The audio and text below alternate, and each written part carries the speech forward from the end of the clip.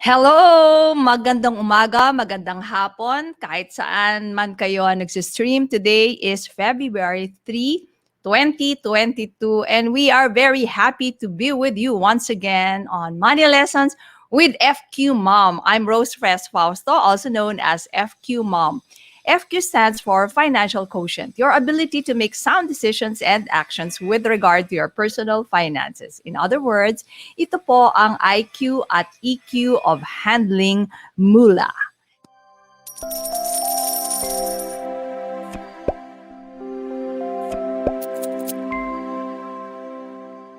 Today, I will be joined in by FQ son number 2, Enrique Fausto. Hello. Good morning, everyone. Rinig ba? Is it good? Okay, so good morning, everyone. My name is Enrique Fausto, also known as FQ Son number 2. I'm the Chief Financial Architect at IFE, where we help individuals, couples, and company employees achieve financial wellness. So magandang umaga sa lahat ng mga nasa Kumu, Facebook, and then also on YouTube now or maybe later. So pretty excited for today. Enrique, today our topic is very about you also. Tell us about it. Our topic for today is... Okay, so our topic for today, is what makes millennials like myself and Gen Z, which is our guest later, Gen Z peeps interested in investing.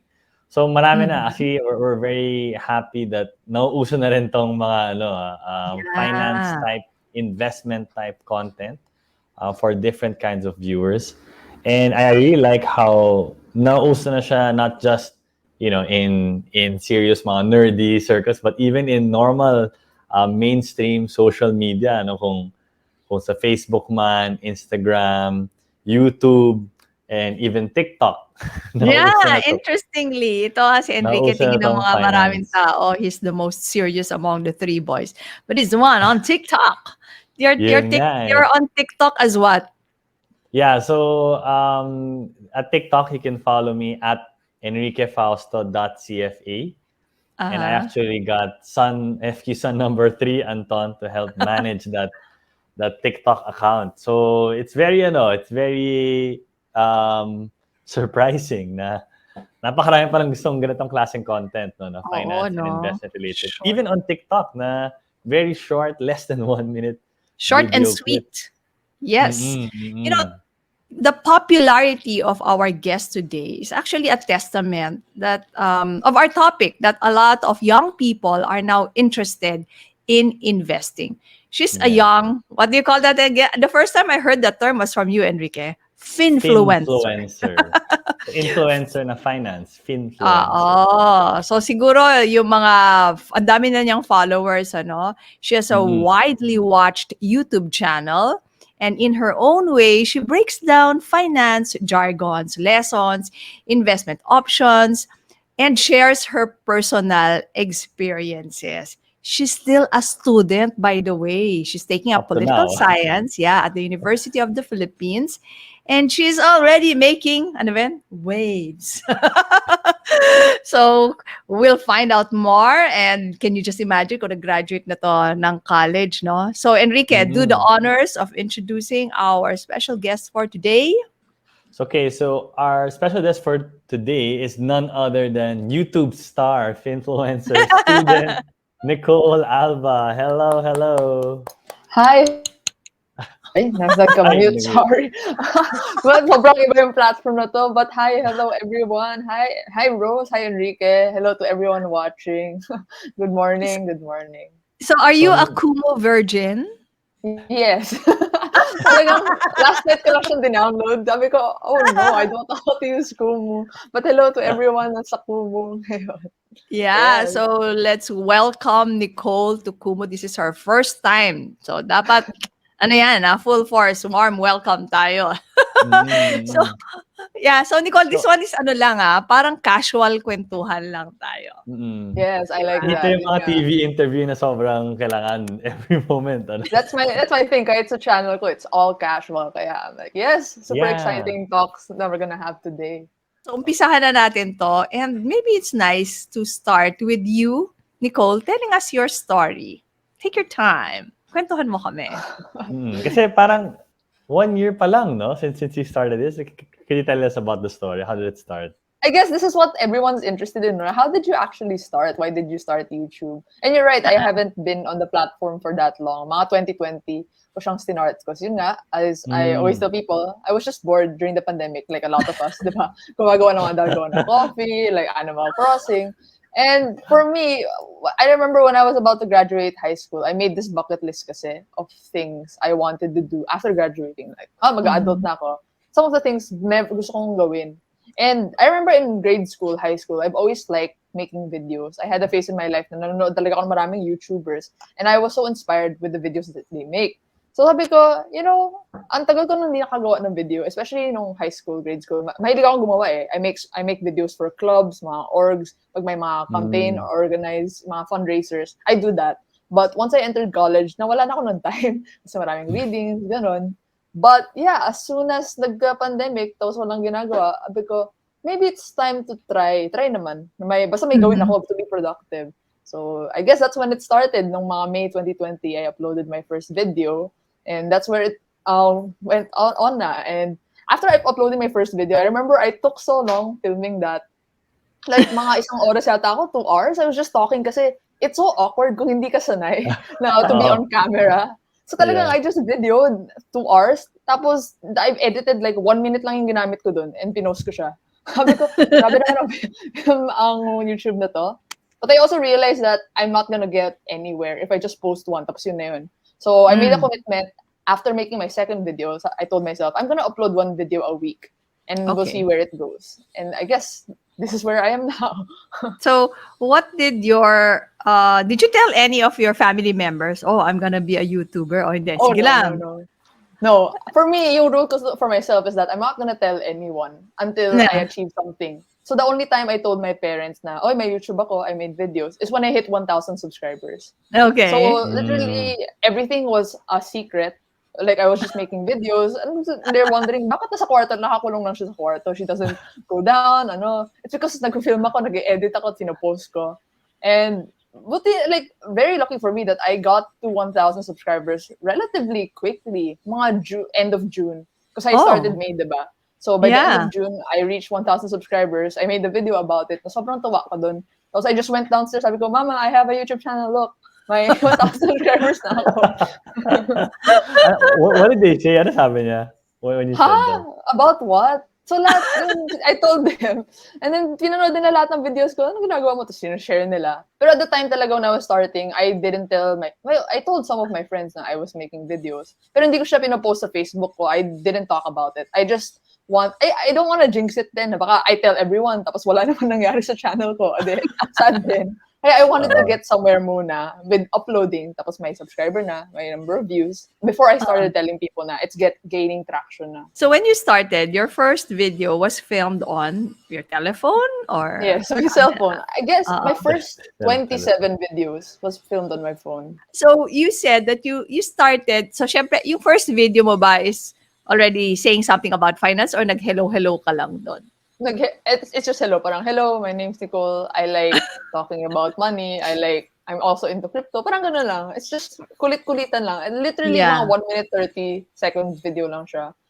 And that's it. It's just for fun. It's just proving to myself na, nakakatakot kasi to post if hindi ka sanay. I remember, I was about to post it na, but I took like 30 minutes. Sabi ko, am I gonna post it? Ipapublish ko na ba? Kasi once it's out there, it's out there. Yes. But I guess it's, at the start, wala naman manonood. So once I post it, wala, no one viewed it. So, okay, next video na. So the first one, parang once it came out, do you remember nakailang views ka? Wala, it's not a lot, probably 10. No one, it's just my, no one. Because I didn't push it nga eh. So, yung first upload ko was, kailan ba yun?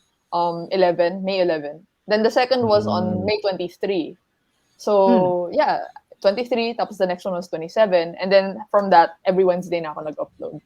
Oh, Wednesday is the day. When did it start parang picking up na? Or like, uy, parang may nangyayari na dito Right. So actually, on my second video, because I like browsing on Reddit. So yung social media platform, diba? And there's a subreddit there, PH Invest, that I learn a lot of my financial lessons from.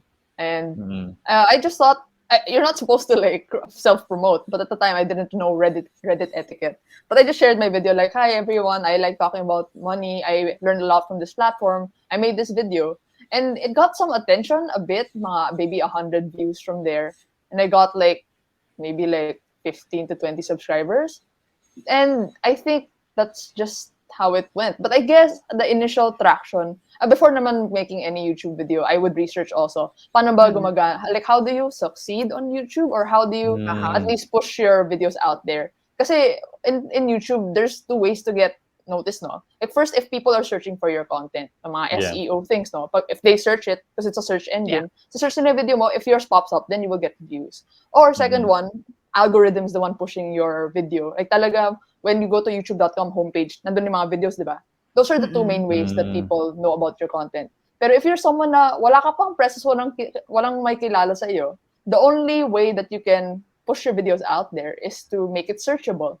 So, yun yung talagang first few videos ko is I made it searchable. Like, high interest savings account, maybe people look into that. And as that continued, no, as people learned about my existence, oh, Nicole Alba exists, this is the type of video she makes. Then, slowly, I started making more, like injecting more of my personal stories na, like building a relationship with the people who watch my videos. Pero ganun siya eh, like on social media, if you're a nobody, you have to start off like giving value that people are already searching for. Because in the problem with, I could talk about YouTube all day, but a lot of people, like, they want to become YouTubers, no? So they make whatever vlog they want about their life. Pero no one cares about you kasi no one knows who you are. May mga, di ba may mga big vloggers ngayon, kahit anong i-post nila, gagawa lang sila ng coffee or ano, people watch because they care about them. Pero if you're a nobody, tapos gagawa ka ng vlog, ito yung day ko, no one cares. Ano? Ano ngayon, di ba? Oo. Kaya I think that's why medyo nag-gain traction ako. Because at the start, I didn't talk about me. I talked about mga information that people were searching for, helping them learn things. And ngayon na ako like slowly introducing myself about me in my videos. In-inject ko na siya. Kasi people are asking sino ka ba? Like, okay, thank you for telling me about this bank. But can you tell me about you? Ganun na siya eh. Parang it organically happened. Yeah. So it started with the value that you were giving in your content. And then later on, they got interested in you also. Pero why finance? Bakit yun ang napili mo? When did you start getting interested in finance? So from the start, hindi naman ako talaga like, I will make videos about personal finance, educate Filipinos. Hindi yun yung intent ko eh. Yung literally, the reason why I started is because I miss making videos. I want to make videos. And people always say like, the easiest thing to make videos about are the topics you care about. Are the things that I'm already talking about with my friends. And at the time, I was really interested. Like, I started getting interested in itong financial literacy, investing. Yan, mga 18. So, I was starting to get anxious na, nervous na. Oh no, magka-college na ako. I don't know what course I want to take. I don't know what job I want to do in the future.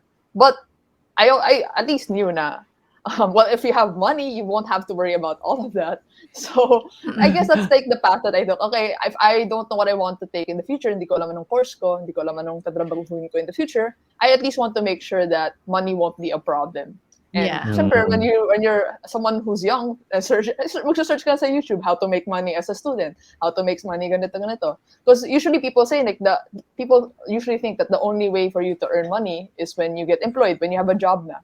But when you're young, no one's gonna employ you, right? Child labor laws, protection laws. So I just searched mga ganun, and naturally it led to topics on investing, managing finance, budgeting, ganun lang naman, and that's how it started.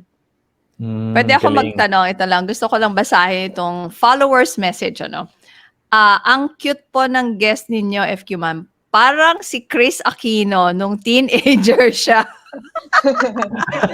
Meron ba tayong picture dyan? Makita nga natin nung teenager, syempre, kailan ba yun? Compare mo. Tingnan nga, has anyone? Oh my gosh, huge talaga. Oh my gosh, pareho kayo ng salamin. So, has anyone told you that, Nicole? Yes, I see it in the comment section. In the comments, maraming nagko-comment. Like, I see every single comment. I can't reply to it. Dati kasi inireply ko lahat na nag-comment. Pero ngayon, ang dami na, I can't reply. Pero, from time to time, sabi, you look like Kris Aquino ng bata siya. Sabi ko, Oh my. No. Uy, Nakakatawa. may katuloy yung question ng Kris Aquino. Sabi, follow up, may boyfriend na po ba siya? Na! Wala. Wala. Okay, Focus mo na. available. Available. Iwas Wait, lesson gastos. Did you say tapos na? No, I said, no, focus muna. Muna Focus. sa Kala ko goal. tapos na. So, right now, you are how old? May 20s ka na. 21. 21. Turning 22 this year. Turning 22. Okay, so kung 21 ka, pwede ka nang uminom. wow. Wow. It's like, mga 11 pa lang, ma'am. Parang hindi nanay, kausap yan. Kasi syempre, my kids are all adults. Bahala na sila dyan. So, Yes, so did you yes. have any sort of a peg when you started? Oh, like For sino my yung mga YouTube idols mo no, na Pegs parang, mo. I wanna be like this or baka I can be like these people. I think a lot of people my age especially grew up on YouTube. Like, talagang, we don't watch TV anymore. We just watch YouTube. Like, yung mga Oo nga idols, eh. mga content creators. And for me, like, mga big inspirations ko from before are like people like Casey Neistat. Yung mga filmmakers, like filmmaker type. Like, they just make films about their life. It's very interesting. And I guess leading up to learning about financial content, there are those mga big financial channels from the base in the US, mga Graham Stefan, Andre Jick, yung people like them. So you're Alright. saying, So I was itong just like, mga, I don't have did like, you say filmmakers? Filmmakers? Yung mga parang, yung mga dating malalaki sa YouTube, mga 2015 era, that was Casey Okay. Neistat's era. I'm not sure if you are ako, aware I'm of not him. familiar. Not familiar. Kaya lang si Graham Stefan though, the real estate Graham guy. Stefan, So yun, di finance. ba? Yeah. Yeah. The real estate finance guy, talagang one of Yeah. the talagang big finance channels sa US. Tapos, pero like yun, I think those people, I just watched a lot. And I didn't have like an actual peg na, I want my videos to be exactly like this. Syempre, hindi pwede. Like, I just looked at people as inspiration na. They are making videos and they are touching the lives of other people. They are sharing, like, they have thoughts that they want to share and they're just sharing it in content form. So for me, sabi ko, okay, I will also be myself. Pero ang hirap pala. Like, it's so easy. Like, YouTubers make it so easy. Na panoorin mo yung video mo, ang dali-dali, ang ganda ng production. Like, it's easy to criticize na, pangit yung edit nila dito, ganito. But if you're the one making the content, na ikaw mag-iisip, paano mo i-organize, paano mo i-edit, ika-cut, ang hirap niya. Like, that's when I realized stepping into the shoes of a content creator, na it's easy, to like watch content, and people make it seem like it's an easy thing to do. But if you're the one really creating content, you have to be conscious, no? Because first, kailangan mo pagsabayin. You have to give information, at the same time entertain, keep them interested in watching. Yung mga all of those factors you need to know about like content creation. But sorry, to answer your question, wala akong talagang peg. It's just like, okay, what do I see from other people? What do they do well? Or maybe their thumbnails, ganun yung face nila, naka-shock. Or yung titles nila. Or That's your pangagalingan. style, no? Yung mga shocked look, Oo. Just taking inspiration. Okay, seeing all of yung mga YouTubers na pinapanood ko, anong ginagawa nila? How do they make videos? Paano nila organize? Paano sila nag-greet ng audience? Like, hello guys, what's up? Or smash the like button. Yung mga ganun. Like, things that they say. And then kind of like developing my own din. No, like, yung mga brand. Yung trademark to me naman. Ganun. What's your trademark? And can you tell me about that bread fam? I wanna be, ano ba yung connection yan kay Nicole Alba? I think yung trademark ko is just like, I'm pretty sabog yung may branding ko. Like, I think my recent article dun sa ANC, and talagang may line there na she doesn't even brush her hair. Yung talagang may saktong... Wait. True or false? Do you or don't you? Not really. So you can see my videos na minsan magulo yung buhok ko. And for me, I'm really not the type to like be super concerned about my appearance. Like even my shirts, I wear the same things. I don't know. I don't like spending time on those. But you're not vain. What you're saying, you're not vain. Well, I care about my appearance naman, pero it's not like the pinaka-priority on my mind that will stop me from doing things if I don't look nice, no? If I have something to say, I will say it, regardless. Yes. I just want to say it. But I think yung natawa naman ako yung she doesn't even brush her hair. Diba? Like, may patama. I don't brush my hair. I comb my hair. Natawa lang ako. Parang may pinatama niya, may patama, pero at the same time, she complimented me. So I don't know how to feel. Pero kayo naman, it's true. And I think yung vibe ng videos ko, it's more of like friendly nga. Because a lot of the people who in this space talking about finance tend to be older, more serious, and yung jargons nga that tend to overwhelm people kaya ayaw nila pag-usapan yung pera. But for me, I guess what was trademark for me is that I'm not someone who's like from the finance world talaga. I'm just someone who's interested in these things, and the way I talk about it, I guess, appealed to people because very simple siya. And that's for me, like talagang if I see a complex thing, I don't wanna copy paste it, say it complex din. Sinisimplify ko siya sa utak ko so that it's easier for me to understand, and it's easier for me to explain also. Like that's how you know you understand something if you're able to simplify it kasi and explain it to someone. Yeah, I think ang sinasabi ko nga I do have a series na explain to me as if I were a 7-year-old. So, ganun talaga dapat. It's a call to all the finance people out there who want to help. The people also get interested and really start saving and investing. No? Hindi pwedeng parang tayo-tayo lang ang nagkakaintindihan ng mga finance jargon. Dapat, isi-simplify. And it's very interesting that, I mean, young people like you so you just turned 20 at the time when you started doing this, Nicole? Okay. Nice. So you were I was 19, pero I turned 20. May kasi yung birthday ko. So, like, I turned 20 shortly after I uploaded. Parang birthday, ano mo na yun? Bread fam. Pero yung bread fam, it's really funny, no? I also don't know how it came about. It just happened. But if you can see, like, my third video when I talk about high interest savings account, nakita mo sa thumbnail, I was eating bread. And I think that's how I started the video. Kasi, nung second video ko, may nag-comment, let's get this bread. And at the start yung ginagawa ko, screenshot ko yung mga nagko-comment kasi sobrang tawang-tawa ako. Like, oh my God, may nagko-comment. I-reply ko to. Pini-feature ko sa video. So when I started that video, pinakita ko parang, let's get this bread. So, ang ginawa ko, kumain ako ng bread before I started talking about, And so, minsan, sa mga Instagram ko, may nag-message ko sa akin, pinapadalhan ako ng picture na parang pinicturean nila yung gardenia sa supermarket. Bread, mom, I remembered you. Sabi ko, thank you. Or nagsasend sila ng meme sa akin. Like, literal, that's bread fam. That's what the people who watch my videos, so talagang tight-knit community. That's what they call themselves. My bread fam. It's also connected. Ewan ko kung masyado kasing old style ng another old term for money. Back in the, mas matanda pa yata sa age ko yun back in the 70s, bread. Did you know that? May bread ka ba? Oo, ganun. That's money. That's money. And I don't know, Enrique, did you know that? They bring home the dough, diba? The dough. Yeah, that one. Pero sa Pinoy language, parang yosi, kapanahunan ito ng yosi, ano pa ba? Shota. Shota is a jowa. Yeah, bread. Pare, wala na akong bread Pahiram nga ng etneb dyan. Yes. So, hindi nyo rin alam, kasi Papa and I don't use that naman It's actually older pa than our generation. The bread. So, your bread fam has a meaning. May significance pala because it's about mula. Breadwinner rin, diba? Bread. Breadwinner. It's so fun how this organically happened kasi usually people try to like sila na mag-iisip ng branding kung what they call their community. But it's just so amusing to me na yung talagang community ko yung nanonood. They're the ones who call themselves bread. Sila talagang proud bread fam. Yeah. Nakatawa lang siya. And I think, yun nga, nice na may connection talaga siya. I just really like eating bread. Yun naman talaga yung, I didn't think about all of these things ganito yung mga factors. So, dapat baka may magpa-endorse na dyan. Hello, Gardenia. Hello, Gardenia. Baka naman.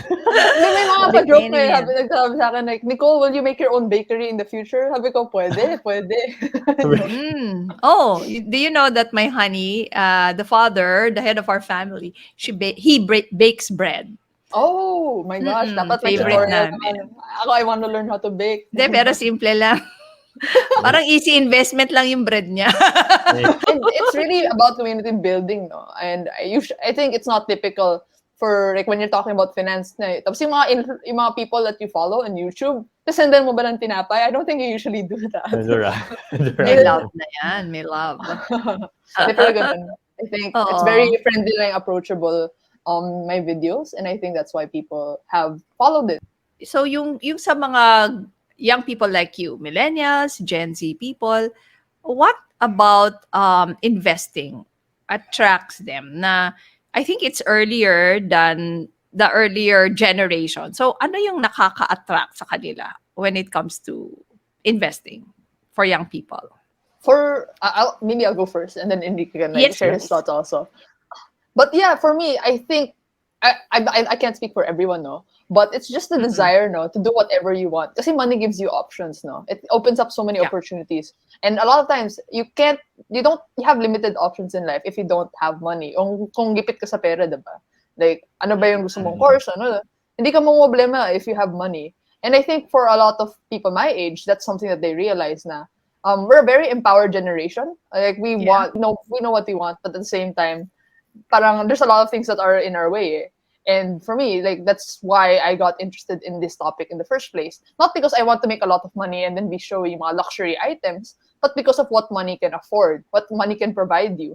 And that's just in the sense of parang financial freedom. Yun nga, you can choose whatever you want kung may pera ka.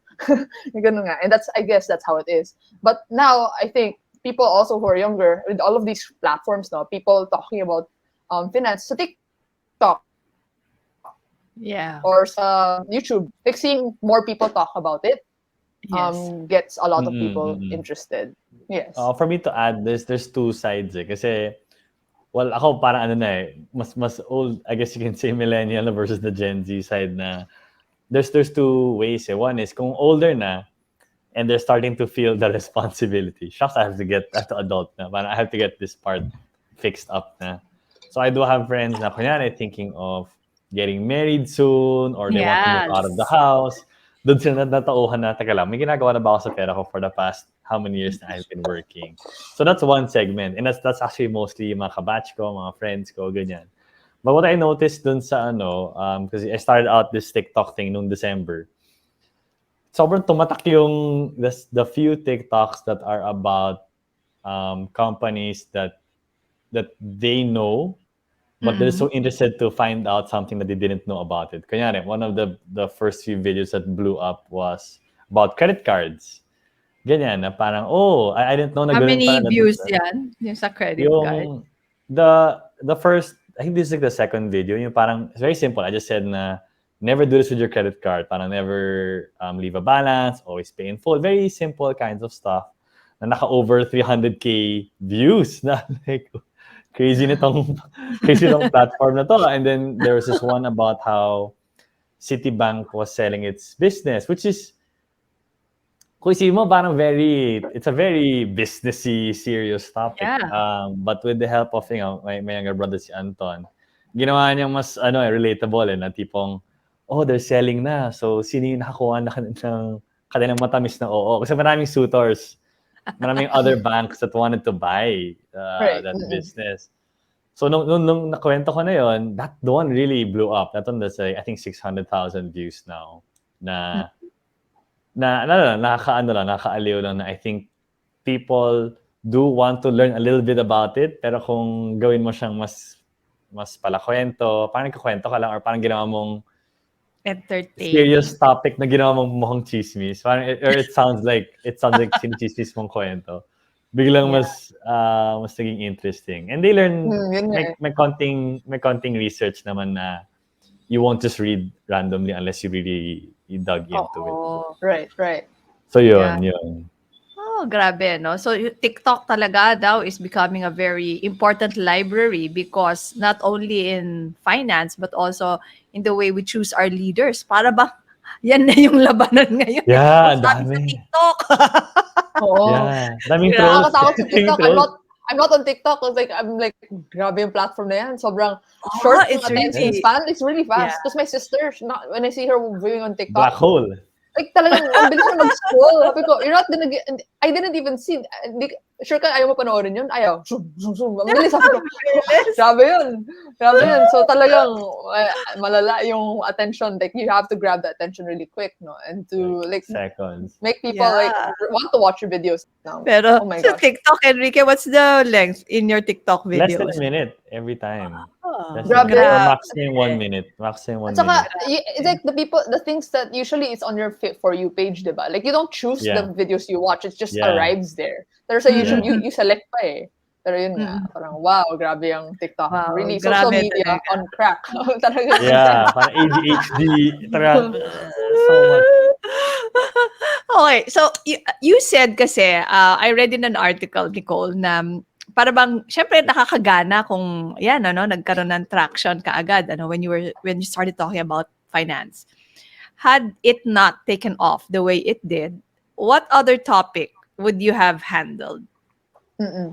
And for me, I think that's a good thing that for like what I started talking about or the things that I'm interested, regardless of whether it will take off or not. I really found the process of editing videos fun. I found it fun to interact with the comment section. And talagang, Ah, itong mga, like how fast it grows, how many people see your content, those are out of your control. Wala ka, you're at the mercy of the yes. algorithm or how people share it. But if you enjoy it, no, then I think that's gonna be like it's gonna be more sustainable in the long run. And regardless of whether it took off early or not, I think I would Mm-mm. still continue. And Okay. I'm gonna like talagang I really like talking about personal finance. Like for some reason, it's just okay with my brain. Like this is something that's easy for me to understand. And talaga I have so much fun like updating my spreadsheet and update ko. Makikita ko na yung numbers ko. Makikita ko yung na-invest ko. But also like other things I'm starting to experiment na rin eh. What else can I talk about on my channel? What else can I Yeah. share? And at the start, it was like, okay, I think it's working na I talk about personal finance. I'll talk about personal finance for quite a bit.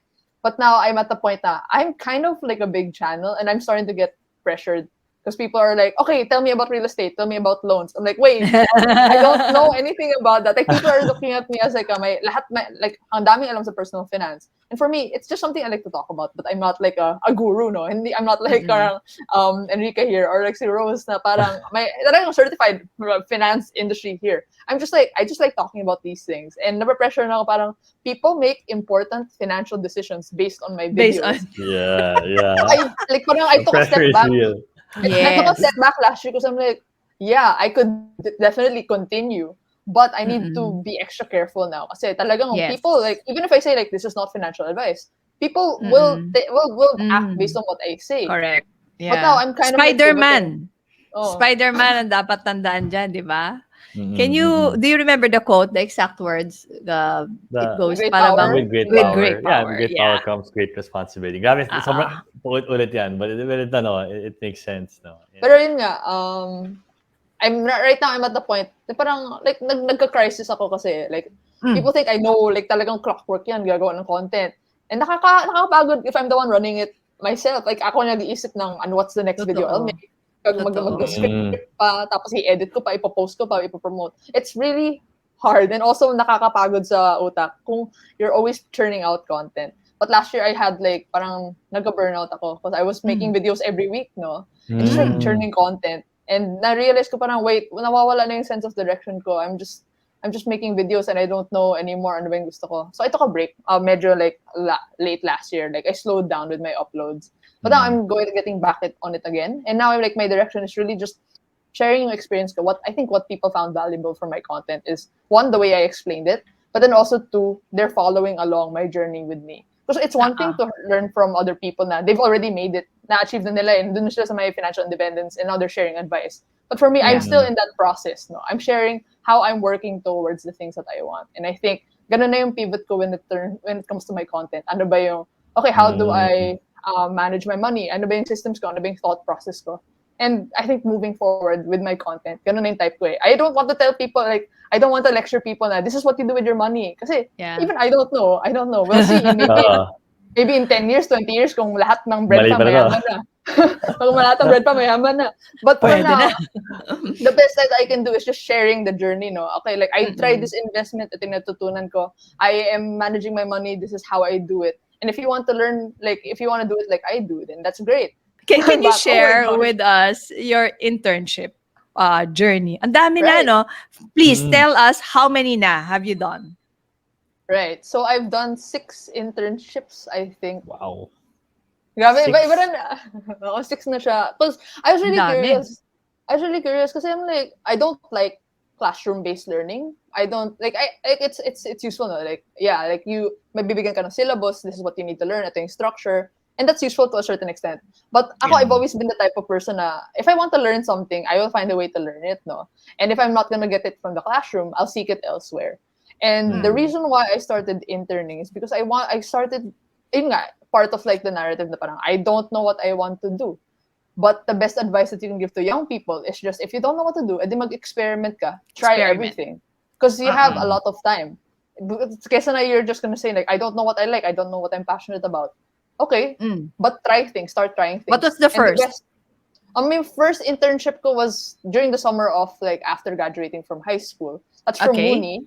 It was about a team of 3 to 4 people. And it's parang environment community type. So I just help manage social media, like make pubs. Okay. Ganun siya recently. How long are those 6 internships? How many months? Okay. So first one, yung Muni. So that was about 2 to 3 months. During the summer of my, like, after I graduated high school. Second one was BPI. So I interned sa BPI AMTC, yung investment arm nila. Asset management, okay. Yeah, asset management. That's a 2 months. Mga 2 months. Unpaid also. Oh my God, ang hirap nun. Like, talagang nag-commute ako. Every day, nag-jeep, UV Express, kung lahat-lahat ang grabe 2 hours each way. Tapos wala pang bayad. But yeah, second, BPI AMTC. Talagang hardcore finance, like people talking about, like, my mom morning meeting, we talk about the markets. Yeah, that's the second one. And then third was MedGrocer. So that's a startup naman. MedGrocer. But yeah, that's the third, MedGrocer. So I'm pivoting into startups na. Like, talagang what I realized I started liking, no? Nag-experiment ako, like, okay, where do I want to work? Kasi, like, one of the advice I went, like, talagang in my first, second year, like, I just really went to, like, meet people, asking people what they know. And the best advice people give also is, like, maraming jobs, there's no shortages of jobs. But, syempre, like, the companies are picky about who they hire, but you also have to be picky about where you work. Because that's where you're investing your time, no? You're putting your work to grow the company. So you have to find a place that you like to work at. Ano ba yung sino yung co-workers mo? Ano ba yung ginagawa ng company? That's also important to think about. But yeah, MedGrocer. And then after that, it's PDAX. So PDAX. It's in initial. Yes. Sila initial. I had 2 internships there, 2 parts. So like the first one was from kailan ba yun? Mga August to December. So that was like humahaba na internship ko eh. Mga 5 months yun first. And then the next one, I also interned. I came back. Like, I left for like a month and then I came back. So the first part was like a business development intern. Mga 5 months yun. And then I came back as like a strategy intern naman. Like a new team forming. And then lastly yung Taksumo nga. Like where I talked to Enrique. So that's the 6th na? 6 na, yes. 6 na yun. Muni, BPI, MedGrocer, 2 PDAX, and then isa sa Taksumo. 6. Yeah. And what you learned is that, syempre, at a young age, you don't really know what you want to be when you grow up, di ba? So, the best thing to do is to experiment. So yan yung pwede natin sabihin sa mga viewers natin ngayon. What year are you in right now, Nicole? So right now, I'm in my senior year na. So last semester na yung when it starts this month. So end of semester is when? May also? May. Yeah. May. Yeah. And what is in store for you, Nicole, when you graduate from college? Ooh, grabe. This has been on my mind for the last few months. Talaga nag-iisip ko na, like for most people in my situation, pag malapit ng graduation, nag-iisip na, mag-pressure na, ano na ba gagawin ko? Saan ako magtatrabaho? How am I gonna spend my life? How am I gonna make it work? Real life na siya eh. Kasi I felt this fear nung high school, pero at the same time, hindi pa naman talagang real game yun eh. Pupunta like naturally. May allowance ka ba? Diba? Wala na akong allowance. Wala na akong allowance. Hindi, wait. Wala ka na allowance in college? No. I got before yung pandemic, but ever since the pandemic started, wala na talaga, no. Yeah, kasi at home lang eh. Zero. Kaya I will make my own money. Kaya sabi siguro ng mom niya, dami-dami mo nang kinikita sa YouTube ah. Sa YouTube ah. Pero ayoko talaga, ayoko tumanggap ng pera from my parents because it's not mine. Wow. Like always, I don't Since like when? Since when? Since college? Pandemic. Since pandemic lang?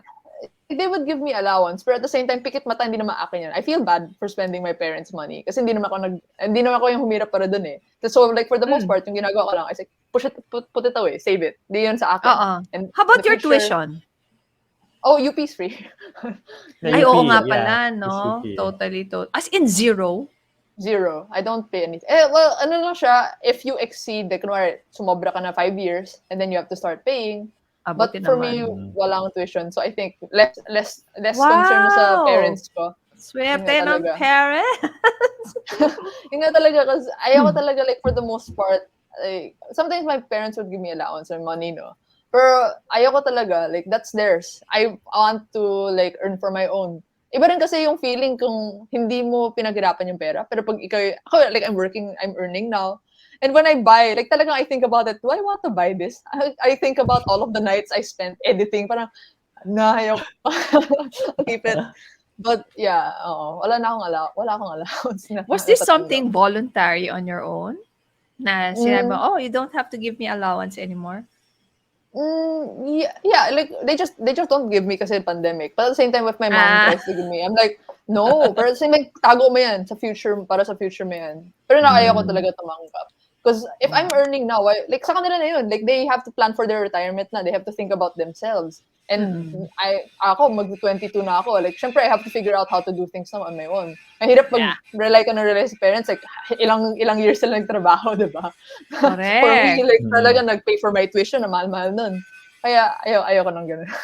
Sabi nga ni, ayan. Kita mo to, si Laureline Millar. So, wow, free tuition and mindset sa allowance. Thumbs up daw. Good job daw. Yeah. Sige, tuloy natin. After college. So, Oh my gosh, we only have 9 so what are minutes. you looking at after college? Oh my gosh. Yun nga, like, it's so funny for me right now. Like, I'm still stressed about it, but I'm not as stressed because I realize that the work that I put in right now has afforded me opportunities. I could choose to continue doing YouTube, no? Pero, like, what I'm thinking, ayoko mag-YouTuber full-time. Hindi ako ganun, parang content creator, vlog, follow my life, ganun. You don't see yourself Hindi, na talagang YouTuber lang. How do you full see yourself? YouTuber, mga vlogger. Do you see yourself in an office? Do you see yourself putting up your own business? Paano ba? Right. So yung pinag-iisipan ko is that I kind of have like some savings built up, and I don't think I'm gonna jump straight into a job kaagad. Like once I graduate, trabaho na kaagad. And for the most part, yung mga upperclassmen ko pag kinakausap ko rin, they say like if like really big advice nila for someone who's like a fresh grad, kung pwede, take a few months break. Like really, like kasi once you start working, it doesn't stop. Like you just keep working. Never stops. Never stop. And for me, since hindi naman ako talaga in a position na kapos sa pera, because I really intended for it to be like this. I remember thinking, okay, papasok na ako sa college. Gusto ko, when the time I'm gonna graduate, hindi ako stressed na parang maghanap ng trabaho kaagad because I've already saved up. And that's what I did talaga. Like, I did freelance work. And right now, itong sa YouTube thing, talagang magtatabi lang ako ng pera para hindi stress sa akin yung magdesisyon. Ang hirap kasi magdesisyon if you're desperate or if you're like, That's true. It's better to be in a good position na parang you have the time and the space to think about your decisions. And for me, like when I think about what I'm gonna be doing after college, I think this is part of it now. YouTube will be a part of my life now. It's just sharing my learnings. But in the sense na, am I gonna go straight into a job? I could, but I don't think I will. But I want, like, in the long term, I want to have my own businesses then. And it's just, like, I ang hirap i-answer because I also don't know what I'm gonna do pa. I'm still thinking about it. But for the most part, I want to be doing something that I enjoy. It gives me like a sense of purpose na parang, it makes sense for me to be doing this thing. Like ito for YouTube, like, why am I doing it? Like, yeah, the monetary gain is good. But at the same time, I enjoy it. And yun yung talagang gusto ko going in the future, whether that's starting a business, partnering with someone on building a business. If it's fun for me, I will do it. Like, in an office, probably not. Like after my experience ng internship ko, sabi ko, no, I don't want this life. I'm gonna find another thing. Yung ginagawa, like, I was thinking, like, if this YouTube thing didn't happen, I would have gone to, like, the startup route. Yung parang early stage companies, like, parang establishing pa lang. Because I find that I thrive in places like that, no? Like, yung mga hindi pa established, yung big companies kasi, like, what you do at work, diba? You usually maintain lang. Like, the things that you do in the company doesn't really impact it, no? Like, from day to day, you're just maintaining the company because established na yung mga systems niya. But for me, what I like I thrive in the environments na parang hindi pa siya sobrang fully formed yung company or like the business, no? You're still building the foundations, yung mga systems. And that's where I think I thrive a lot. And that's why I like making yung mga YouTube video ko. Yung iniisip ko talaga yung foundation o yung production ng YouTube videos. And when it comes to yung mga startups I've worked at, the reason bakit nagtagal ako sa PDAX is because parang startup, ano siya, like I'm an intern. but nasasama ako sa mga meetings on like mga launching the mobile app. Like they listen to me as even though I'm an intern, they still listen to my like na yung sinasabi ko, it's actually making an impact on the company. And that's what I want. Tarang moving forward, no? Like purposeful work. I need purpose talaga. Like, I need a reason why I'm doing something. Ang haba ng answer ko, but ganun din. I don't know. Ganun pa rin yung answer. I don't know what I'm doing. At least hindi ka namin in-interrupt, ha? Sorry, Madaldal talaga ako. Joke. Oh my gosh. Madaldal Joke. talaga ako. Makes the life of the interviewer easier. So don't worry about it. So the lesson that we're getting here from you, really, it's nice that young people are now starting to be interested at an earlier stage in their life about investing. Tama lang naman. Hello, that's my battle cry. These boys, umpisa pa lang, nasa diaper pa lang, dapat nag-i-invest na kayo. Alam nyo, it's really very important. Time is the most important ally when it comes to investing. Better pa yan than mga choice, etc., etc. Time and asset allocation. Anyway, Enrique, anything? I think the nice thing about this whole discussion is really you're just trying out things. And I think more than ever, mas madali na ngayon. No? You can juggle. Some people juggle more than one thing at the same time. Tingnan mo to, Correct. YouTube, tas may internship, tas I'm guessing even if let's say you graduate, probably gonna do a business here or there. May YouTube, may other thing, and may other thing. So I think it's really nice to experiment talaga and Saka the times we're living in now. Sorry to interrupt you. Go lang. Yun No, but talaga, like, that's what I want to tell people, no? Parang, like, a lot of people are searching for opportunities. Paano ba gawin to? If you look around, there's so many platforms, there's so many tools. You just need to learn the skill, no? Kasi once you learn how to spot opportunities, once you learn how to parang make something of it, like, talagang, I don't know, like, making money is easier in a sense nowadays. There's a lot of ways to make money. As opposed to before, may internet na ngayon, eh. Like, there are mga streamers who make money while they're sleeping. Nagsi-stream na sila, tutulog sila. People pay to watch that. May mga ganun. Tapos may mga people na naglalaro ng chess. So sa stream, kung magaling ka sa chess, people watch you. Parang whatever it is you're interested in, you can find a way to monetize it. I mean, like, that's not the goal. Like, hindi naman lahat ng hobbies mo kailangan may monetize. But the sense, yung point is just that ang daming opportunities out there and you yourself really have to find it in yourself. Kung ano ba yung gusto mong mangyari? No, and then you find a way to do that. Parang ganun. And then take action on it. Kasi yung nga, ang dami talaga ng pagkakitaan. Like if you like baking, edi mag-start ka ng small shop. If you like gawa ka ng YouTube channel about your baking, ganun. Share your passion lang. Like it's a time to be alive talaga with so many platforms.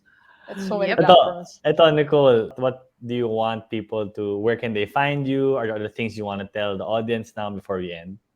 Right. I guess you can just search my name, Nicole Alba. I'm like primarily on YouTube, dun talaga ako. But if you want to follow me on Instagram, at alba.nicole. Tatlong E. Maraming scam accounts, but ang hirap talaga. But yeah, like just Tatlong YouTube. That's really where I am right now. Yeah, I have a Facebook page, ganon. But I think yun lang the extent of what I can plug. I don't have a lot of like things to plug. Yeah, but I no think worries. it's mostly like I'm the type of person talaga na if there's something that I want, I will do whatever it takes to get it. And maybe I'll fail, maybe I'll succeed. But I think for a lot of us, there's a lot of things na gusto natin eh. Pero madali lang naman nagsabi na, I want this one. Tapos wala ka nang gagawin about it. Or ito, ngayon, parang Chinese New Year pa lang. No, ano ba yung mga gusto mong ma-achieve? No, susunod gusto ko magbabahay. Or gusto ko magbabagong phone. Or I want, kahit man, as simple as, I just want my next parang coffee. Or parang ganun. Like, you find ways to do the things that you want. And ito, when it comes to financial independence, ganun rin naman eh. It affords you to be able to afford the things that you want to do, whether that's travel, spend time with family. That's really like why I am like super passionate about it. Kasi lahat naman tayo naghawak ng pera eh. It's not like limited to a few amount of people. Diba? Okay, thank you. Thank you very much. I think nag-end na. Rose Press Fausto together with Enrique Fausto and our guest Nicole Alba on Money Lessons with FQ Mom. Goodbye!